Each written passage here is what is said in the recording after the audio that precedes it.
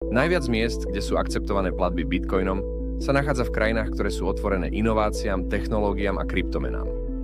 Tu je niekoľko regiónov a miest, ktoré sú známe vysokým počtom bitcoin akceptačných miest.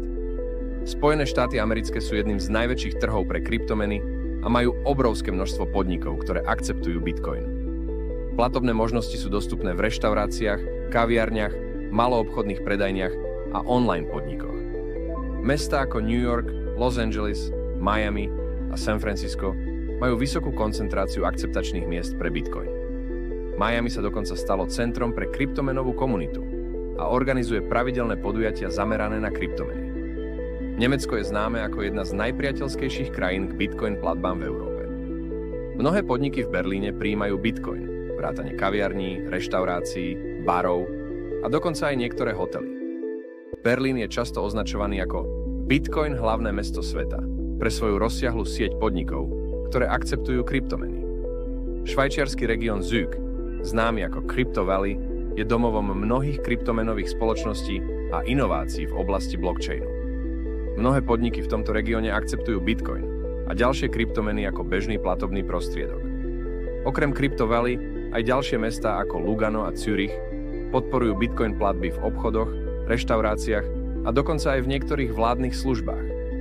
Japonsko patrí medzi prvé krajiny, ktoré prijali bitcoin a legalizovali ho ako platobný prostriedok. Bitcoin je akceptovaný v mnohých obchodoch, reštauráciách a dokonca aj v niektorých veľkých reťazcoch v mestách ako Tokio a Osaka.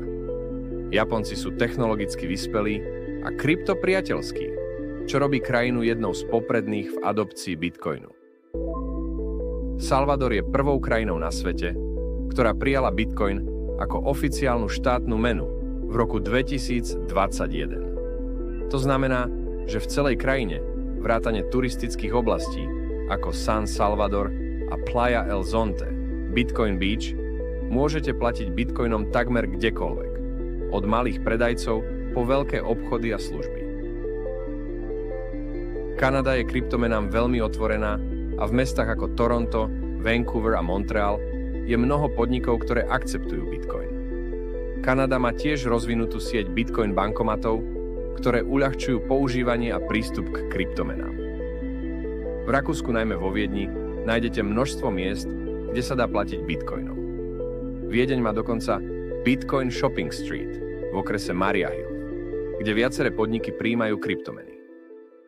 Amsterdam je jedným z popredných miest, kde sa kryptomeny široko prijímajú. Mnoho miestnych podnikov, kaviarní a reštaurácií ponúka bitcoin ako platobnú možnosť. Mesto Ljubljana v Slovinsku je jedným z najväčších európskych centier, kde sa dá platiť bitcoinom.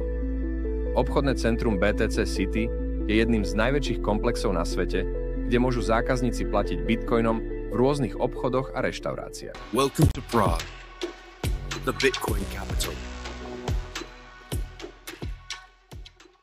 V Prahe je veľmi aktívna kryptomenová komunita a mnoho podnikov v centre mesta prijíma bitcoin.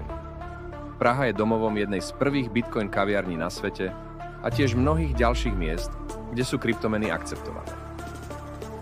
V rámci celosvetovej adopcie bitcoinu nezaostáva ani Slovensko.